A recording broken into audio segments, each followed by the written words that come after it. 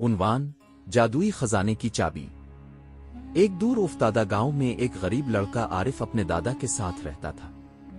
دادا اکثر اسے پرانی کتابوں میں چھپے رازوں اور خزانے کی کہانیاں سنایا کرتے تھے۔ ایک دن دادا نے اسے ایک پرانی لکڑی کی چھوٹی سی چابی دی اور کہا، یہ عام چابی نہیں، یہ ایک جادوئی خزانے کا دروازہ کھولتی ہے، لیکن صرف سچے دل والے کو۔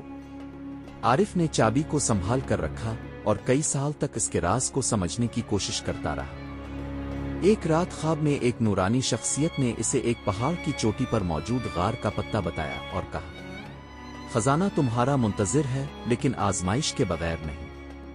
اگلی صبح عارف نے سفر شروع کیا۔ جنگل، ندیاں اور اندھیرے راستے عبور کرتا وہ بالاخر غار تک پہنچا۔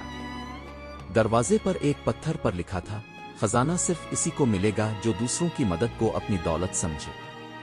دروازہ چابی سے کھلا، لیکن اندر سونا چاندی نہیں، بلکہ سینکڑوں کتابیں، پرانے علم کے نسخے اور جادوئی فنون کے راز تھے۔ تب اسے احساس ہوا، اصل خزانہ دولت نہیں، علم ہے۔ اسی علم سے عارف نے نہ صرف اپنی بلکہ پورے گاؤں کی تقدیر بدل دی۔